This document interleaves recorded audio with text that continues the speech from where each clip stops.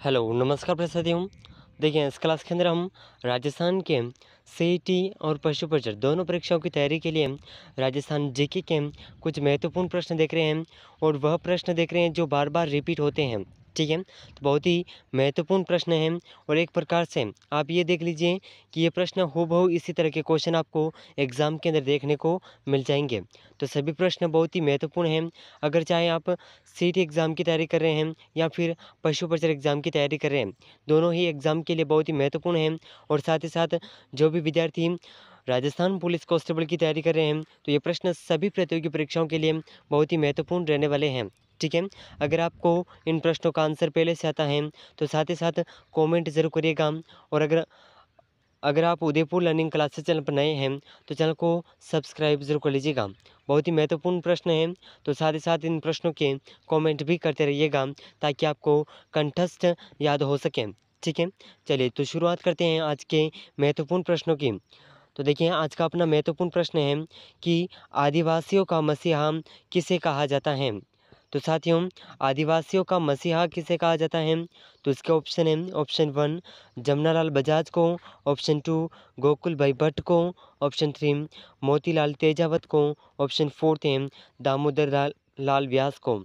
तो देखिए इन चारों ऑप्शन में से आदिवासियों का आदिवासियों का मसीहा जिन्हें कहा जाता है ये है मोतीलाल तेजावत। जिन भी साथियों के ऑप्शन 3 बिल्कुल सही आंसर है। ठीक है, तो ऑप्शन 3 इस प्रश्न का बिल्कुल सही आंसर हो जाएगा। बहुत ही महत्वपूर्ण प्रश्न है। ठीक है, चलिए तो आज का अगला महत्वपूर्ण प्रश्न क्वेश्चन नंबर 2। चलिए तो देखिए बहुत ही शानदार प्रश्न आपके सामने है। क्वेश्चन नंबर 2, राजस्थान की जलपरी किसे कहा जाता है? तो देखिए यहाँ पर कुछ नाम दे रखे हैं और इन नाम के ऑप्शन में से राजस्थान की जलपरी किसे कहा जाता है? तो देखिए इसके ऑप्शन है, ऑप्शन 1 मंजू राजपाल को, ऑप्शन 2 सुरभि मिश्रा को, ऑप्शन 3 है रीमा दत्ता को, ऑप्शन 4 है गौरीबाई को। तो देखिए इस प्रश्न का जो सही आंसर है राजस्थान की जलपरी किसे कहा जाता है, तो इस प्रश्न का सही आंसर हो जाएगा ऑप्शन 3। ऑप्शन 3 इस प्रश्न का बिल्कुल सही आंसर हो जाएगा। रीमा दत्ता को राजस्थान की जलपरी कहा जाता है। ठीक है, तो ऑप्शन 3 इस प्रश्न का बिल्कुल सही आंसर है। आपके कितने क्वेश्चन सही होते हैं इस क्लास के एंड में बताइएगा। ठीक है, बहुत ही महत्वपूर्ण प्रश्न है और बार बार रिपीट होने वाले प्रश्न हैं, तो आप इन प्रश्नों को एंड तक ज़रूर वॉच करिएगा। ठीक है, चलिए तो देखिए अगला प्रश्न है अपना क्वेश्चन नंबर 3। चलिए तो देखिए बहुत ही शानदार प्रश्न है क्वेश्चन नंबर 4। ठीक है, बहुत ही महत्वपूर्ण प्रश्न है आने वाले एग्ज़ाम के लिए। ठीक है, तो देखिए प्रश्न इस प्रकार है कि 2011 के अनुसार राजस्थान की कुल जनसंख्या कितनी है? तो देखिए 2011 के अनुसार राजस्थान की कुल जनसंख्या कितनी है, ये इस क्वेश्चन के अंदर पूछा गया है। ठीक है, तो देखिए इसका ऑप्शन है, option 1 685.48 lakh, option 2 170.48 lakh, option 3 है 515 लाख, ऑप्शन 4 है 66.1। तो देखिए इन चारों ऑप्शन में से जो इस प्रश्न का सही आंसर है 2011 के अनुसार राजस्थान की कुल जनसंख्या कितनी थी, तो ये है ऑप्शन 1 685.48 लाख।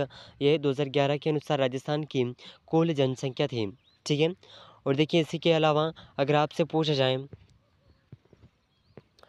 तो देखिए अगर आपसे पूछा जाए कि राजस्थान की 2011 के अनुसार नगरीय जनसंख्या कितनी थी। ठीक है, बार बार क्वेश्चन पूछा जाता है कि नगरीय जनसंख्या कितनी है, तो 2011 की जो जनगणना हुई थी उसके अनुसार राजस्थान की नगरीय जनसंख्या अगर पूछी जाए तो ये है 170.48 लाख, यानी कि 24.1। तो देखिए 24.9% इसकी पूरी जनसंख्या थी नगरीय जनसंख्या।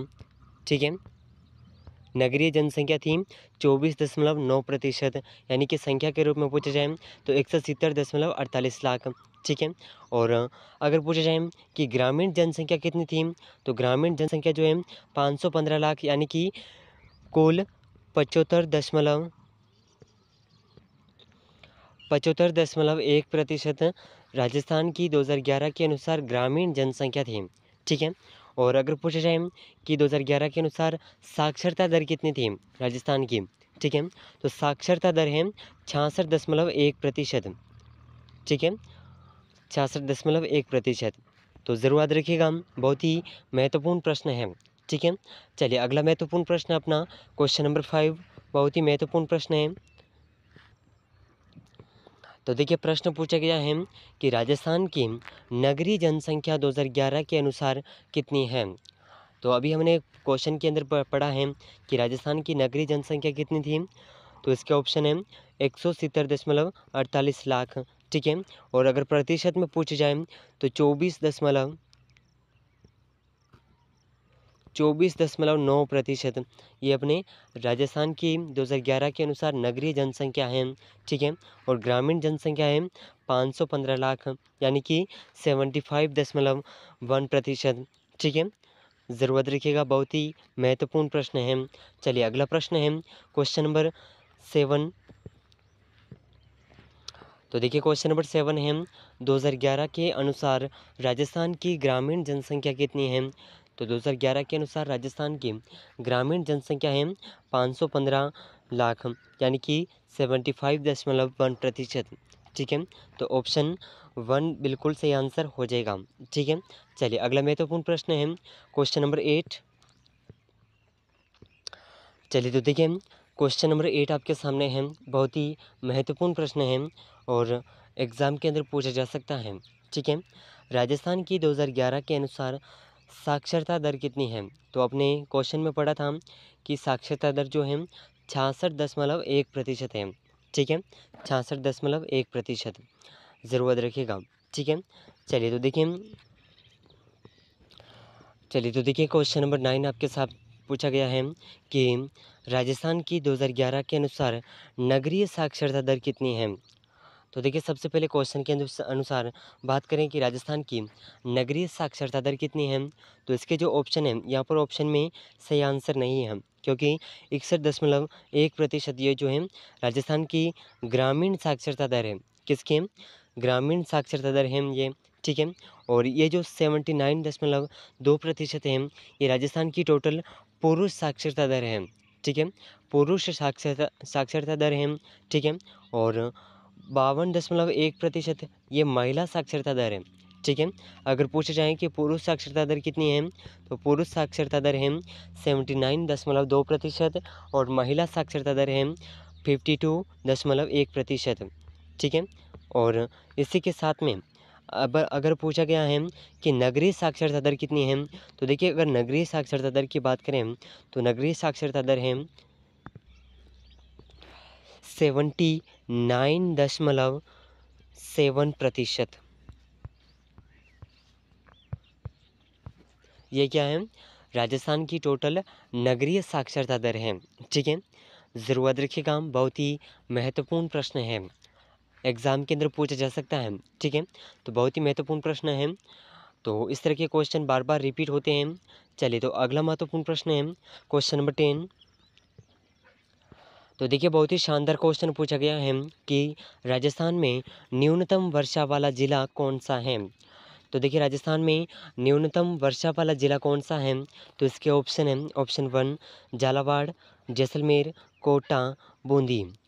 तो देखिए इन चार ऑप्शन में से जो इस प्रश्न का सही आंसर है राजस्थान में न्यूनतम वर्षा वाला ज़िला ये है जैसलमेर। ठीक है, तो ऑप्शन 2 इस प्रश्न का बिल्कुल सही आंसर हो जाएगा। ठीक है, ऑप्शन 2। और अगर पूछा जाए कि राजस्थान का सर्वाधिक वर्षा वाला ज़िला कौन सा है, तो सर्वाधिक वर्षा वाला ज़िला हो जाएगा झालावाड़। ठीक है, झालावाड़ बिल्कुल सही आंसर हो जाएगा सर्वाधिक वर्षा के अंदर। ठीक है, बहुत ही महत्वपूर्ण प्रश्न है, ज़रूर रखिएगा। चलिए तो अगला महत्वपूर्ण प्रश्न है अपना क्वेश्चन नंबर 11। चलिए तो देखिए क्वेश्चन नंबर 11 आपके सामने है। बहुत ही महत्वपूर्ण प्रश्न है और ये जो क्वेश्चन हम कवर कर रहे हैं ये राजस्थान की सभी प्रतियोगी परीक्षाओं के लिए बहुत ही महत्वपूर्ण है। साथ ही साथ सीईटी एग्ज़ाम, पशु परिचर एग्ज़ाम और राजस्थान पुलिस कांस्टेबल विशेष करके इन परीक्षाओं के लिए बहुत ही महत्वपूर्ण रहने वाले हैं। ठीक है, तो इन सभी प्रश्नों को आप ज़रूर याद रखिएगा। ठीक है, तो देखिए प्रश्न इस प्रकार है, राजस्थान की सबसे ऊंची पर्वत चोटी कौन सी है? तो इसका ऑप्शन है अरावली पर्वतमाला, ऑप्शन 2 गुरु शिखर, ऑप्शन 3 है जरगा पहाड़ियाँ, ऑप्शन 4 है हर्ष की पहाड़ियाँ। तो देखिए राजस्थान की सबसे ऊंची पर्वत चोटी की अगर बात करें तो सबसे ऊंची पर्वत चोटी है गुरु शिखर और इसकी जो लंबाई है, ठीक है, 1722 मीटर लंबाई इसकी है। और अगर फीट पूछा जाए कि कितने फीट की इसकी ऊंचाई है तो इसकी ऊंचाई है, और अगर फीट में पूछी जाए तो 5,650 फीट इसकी ऊंचाई है। ठीक है, ज़रूर याद रखिएगा, बहुत ही महत्वपूर्ण प्रश्न है। ठीक है, चलिए तो अगला महत्वपूर्ण प्रश्न है क्वेश्चन नंबर 12।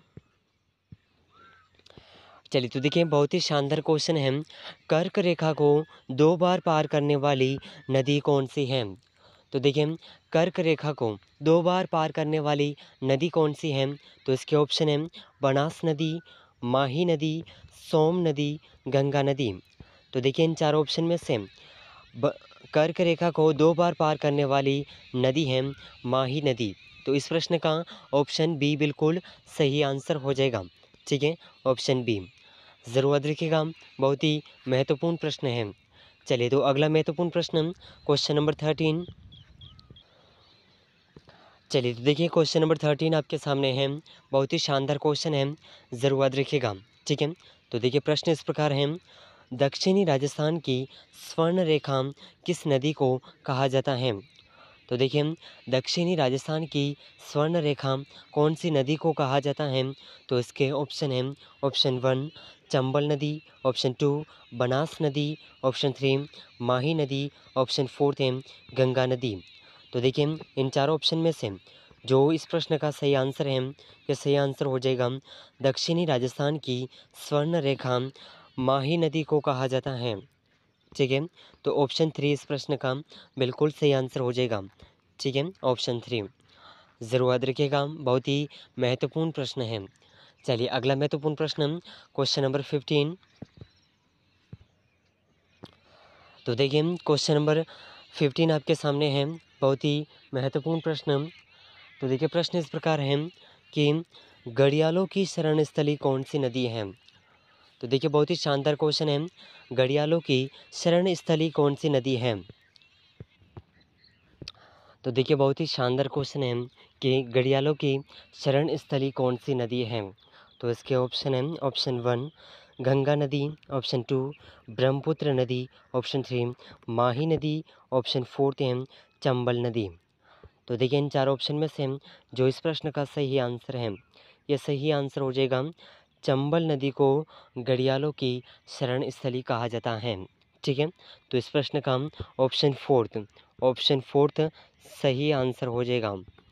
ठीक है, सही आंसर इस प्रश्न का ऑप्शन 4 हो जाएगा, तो ज़रूर याद रखिएगा। ठीक है, चलिए अगला महत्वपूर्ण प्रश्न है क्वेश्चन नंबर 16। तो देखिए क्वेश्चन नंबर 16 इस प्रकार है, सही सुमेलित कीजिए। यहाँ पर हमें कुछ ऑप्शन दे रखे हैं, नदी और स्थान, इन्हें हमें सुमेलित करना है। तो देखिए इसके कुछ इस तरह से ऑप्शन हैं, जैसे कि ये जो नदियों के जोड़े दे रखे हैं, ये कौन से स्थानों से गुजरते हैं, कौन से स्थानों पर त्रिवेणी संगम बनाते हैं, उसका ये ऑप्शन है। ठीक है, तो त्रिवेणी संगम को हमें सुमेलित करना है। तो देखिए इसके ऑप्शन है ऑप्शन 1 बनास, मेनाल और बेड़च, ये सभी कहाँ पर जाती हैं? तो ये सभी बिगोद भिलवाड़ा में जाती हैं। ठीक है, भिलवाड़ा के पास में एक बिगोद है, बिगोद नामक क्षेत्र है, वहाँ पर इन नदियों का त्रिवेणी संगम होता है। ठीक है, चलिए तो अगला जो ऑप्शन है माही, जाखम और सोम। तो देखिए माही, जाखम और सोम नदियाँ जो इनका जो त्रिवेणी संगम है, ये बेणेश्वर डूंगरपुर में है। और बनास, चंबल और सीप नदी, इनका जो त्रिवेणी संगम है रामेश्वर सवाई माधोपुर में होता है। ठीक है, तो इस प्रकार इनका सही आंसर हो जाएगा। तो इसका सही आंसर होगा 2, 1, 3, ये सही कोट हो जाएगा। चलिए तो देखिए क्वेश्चन नंबर 17 आपके सामने है, बहुत ही महत्वपूर्ण प्रश्न है। तो प्रश्न इस प्रकार है, राजस्थान का सर्वाधिक वन क्षेत्र वाला जिला कौन सा है? तो देखिए इसके ऑप्शन है, ऑप्शन 1 राजस्थान का सर्वाधिक वन क्षेत्र वाला जिला है उदयपुर, बांसवाड़ा, डूंगरपुर और सलूंबर। तो देखिए इन चारों ऑप्शन में से जो इस प्रश्न का सही आंसर है, राजस्थान का सर्वाधिक वन क्षेत्र वाला जिला है उदयपुर। ठीक है, ऑप्शन 1 इस प्रश्न का बिल्कुल सही आंसर हो जाएगा। ठीक है, चलिए अगला महत्वपूर्ण प्रश्न है क्वेश्चन नंबर 18। चलिए तो देखिए क्वेश्चन नंबर 18 आपके सामने है, बहुत ही महत्वपूर्ण प्रश्न है, एग्जाम के लिए बहुत ही महत्वपूर्ण है, ज़रूर याद रखिएगा। ठीक है, तो देखिए प्रश्न इस प्रकार है कि राजस्थान के कामधेनु गाय की कौन सी नस्लें हैं? तो देखिए राजस्थान की कामधेनु किस गाय की नस्ल को कहा जाता है? तो इसके ऑप्शन है साहिवाल, सिंधी, थारपारकर, राठी। तो देखिए इन चारों ऑप्शन में से राजस्थान की कामधेनु जिस गाय को कहा जाता है, ये गाय की नस्ल है राठी नस्ल। ठीक है, तो ऑप्शन फोर्थ सही आंसर हो जाएगा। ठीक है, ऑप्शन फोर्थ ज़रूर याद रखिएगा, बहुत ही महत्वपूर्ण प्रश्न है। चलिए तो अगला महत्वपूर्ण प्रश्न है क्वेश्चन नंबर 19। चलिए तो देखिए बहुत ही शानदार क्वेश्चन है, भारत की मेरिनो किसे कहा जाता है? तो देखिए भारत की मेरिनो किसे कहा जाता है? तो इसके ऑप्शन है गाय, भैंस, ऊंट, चोकला, भेड़। तो देखिए इन चारों ऑप्शन में से भारत की मेरिनो जिसे कहा जाता है, यह है चोकला भेड़ को भारत की मेरिनो कहा जाता है। तो इस प्रश्न का ऑप्शन फोर्थ बिल्कुल सही आंसर हो जाएगा। ठीक है, ज़रूर याद रखिएगा, बहुत ही महत्वपूर्ण प्रश्न है। चलिए तो अगला महत्वपूर्ण प्रश्न क्वेश्चन नंबर 20। तो देखिए क्वेश्चन नंबर 20 आपके सामने है, बहुत ही महत्वपूर्ण प्रश्न है, राजस्थान में राष्ट्रीय ग्रामीण रोजगार गारंटी योजना का शुभारंभ कब शुरू हुआ? तो इसके ऑप्शन है 2 फरवरी 2006, ऑप्शन 2 2 अक्टूबर 2006, 15 अगस्त 2006 और 14 नवंबर 2006। तो इन चारों ऑप्शन में से इस प्रश्न का सही आंसर हो जाएगा, राजस्थान में राष्ट्रीय ग्रामीण रोजगार गारंटी योजना का शुभारंभ 2 फरवरी 2006 को शुरू हुआ। तो इस प्रश्न का ऑप्शन 1 बिल्कुल सही आंसर हो जाएगा। ठीक है, चलिए अगला महत्वपूर्ण प्रश्न है क्वेश्चन नंबर 21। चलिए तो देखिए बहुत ही शानदार क्वेश्चन है, राजस्थान में मानसून का जुआ अगर पूछा जाए कि राजस्थान में मानसून का जुआ किसे कहा जाता है, तो इसके ऑप्शन है उद्योगों को, कृषि को, व्यापार को या इनमें से कोई नहीं। तो देखिए इन चारों ऑप्शन में से इस प्रश्न का सही आंसर हो जाएगा, राजस्थान में मानसून का जुआ कृषि को कहा जाता है। ठीक है, तो ऑप्शन 2 इस प्रश्न का बिल्कुल सही आंसर हो जाएगा। ठीक है, चलिए अगला महत्वपूर्ण प्रश्न है क्वेश्चन नंबर 22। चलिए तो देखिए क्वेश्चन नंबर 22 आपके सामने है, राजस्थान का एकमात्र दूध विज्ञान तकनीकी महाविद्यालय किस जिले में स्थित है? तो देखिए बहुत ही शानदार क्वेश्चन है, राजस्थान का एकमात्र दूध विज्ञान तकनीकी महाविद्यालय कौन से जिले में स्थित है? तो इसका सही आंसर हो जाएगा उदयपुर। ऑप्शन फोर्थ इस प्रश्न का बिल्कुल सही आंसर हो जाएगा। ठीक है, तो ज़रूर याद रखिएगा, बहुत ही महत्वपूर्ण प्रश्न है। चलिए तो अगला महत्वपूर्ण प्रश्न है, राजस्थान का प्रथम सुपर थर्मल पावर प्लांट कहाँ पर स्थित है? तो देखिए इसका ऑप्शन है राजस्थान का प्रथम सुपर थर्मल पावर प्लांट जहां स्थित है, तो इसका ऑप्शन है जोधपुर, जैसलमेर, सूरतगढ़ और राजसमंद। तो इन चारों ऑप्शन में से सही आंसर हो जाएगा, राजस्थान का प्रथम super thermal power plant Suratgarh में स्थित है। और अगर क्वेश्चन पूछा जाए कि राजस्थान का दूसरा सुपर थर्मल पावर प्लांट कहाँ पर स्थित है, तो दूसरा थर्मल पावर प्लांट है कोटा में। ठीक है, दूसरा थर्मल पावर प्लांट है कोटा जिले में। ठीक है, ज़रूर याद रखिएगा, ज़रूर याद रखिएगा, बहुत ही महत्वपूर्ण प्रश्न है। ठीक है, चलिए तो अगला महत्वपूर्ण प्रश्न है क्वेश्चन नंबर 23। तो देखिए क्वेश्चन नंबर 23 आपके सामने है। बहुत ही महत्वपूर्ण प्रश्न है। तो प्रश्न इस प्रकार है, राजस्थानी लिपि के अशुद्ध रूप को कहते हैं।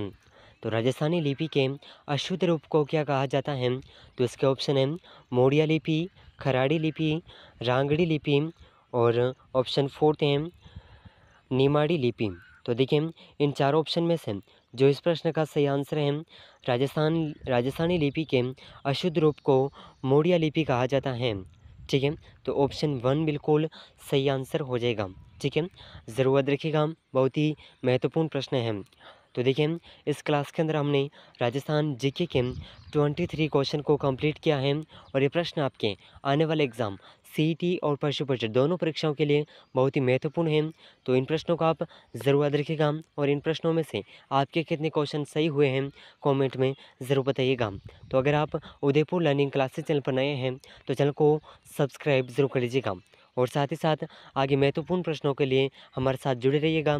मिलते हैं अगले महत्वपूर्ण प्रश्नों में, तब तक के लिए जय हिंद, जय भारत।